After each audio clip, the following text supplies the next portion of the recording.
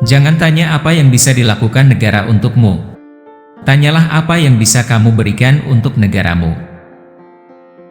John F. Kennedy, dalam usia 43 tahun, dilantik sebagai Presiden Amerika Serikat, menjadikannya sebagai pria termuda dan sekaligus penganut Katolik pertama yang menjadi presiden sepanjang sejarah Amerika.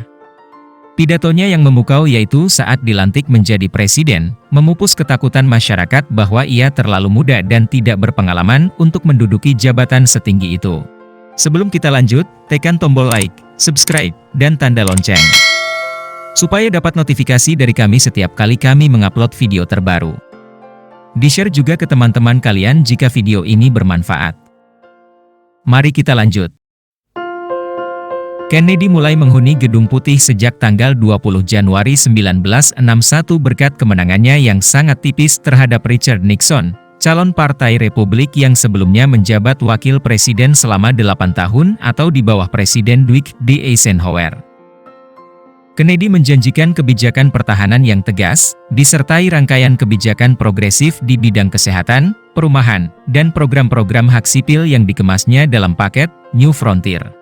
Ini terinspirasi dari program New Deal Presiden Roosevelt yang khusus dirancang guna mencoba membangkitkan perekonomian Amerika yang tengah lesu.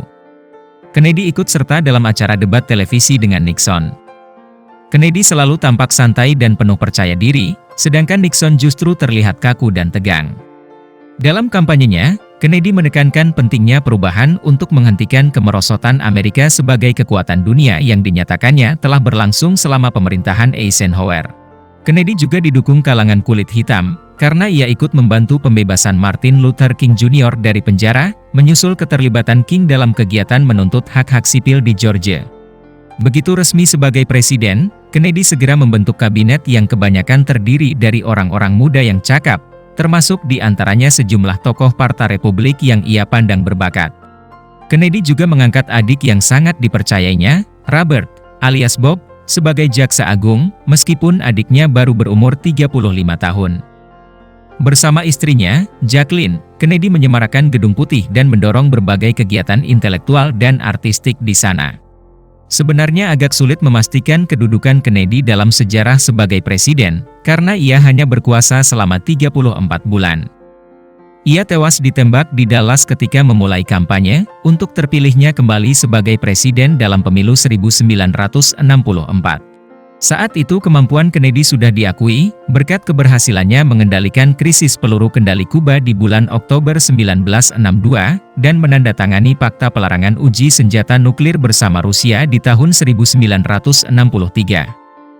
Perekonomian Amerika membaik dengan pesat. Hukum yang mengakui hak-hak sipil sudah diagendakan, dan program eksplorasi angkasa luar Amerika sudah dimulai.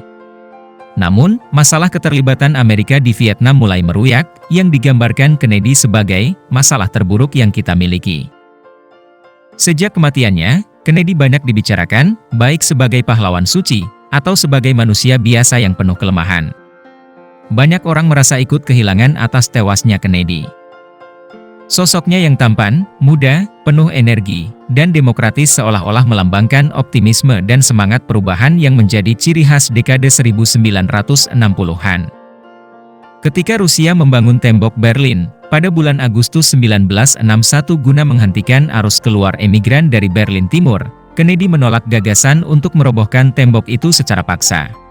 Ketika berujung ke Berlin Barat di tahun 1963, ia menyampaikan pidato yang menggugah semangat.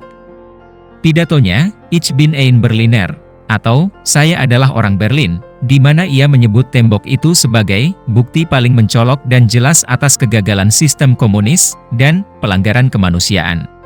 Orang-orang Berlin Barat sangat menyukai pidato ini, dan Kennedy diingat luas berkat pidato tersebut, meskipun masalah tembok itu bertahan hingga 26 tahun kemudian.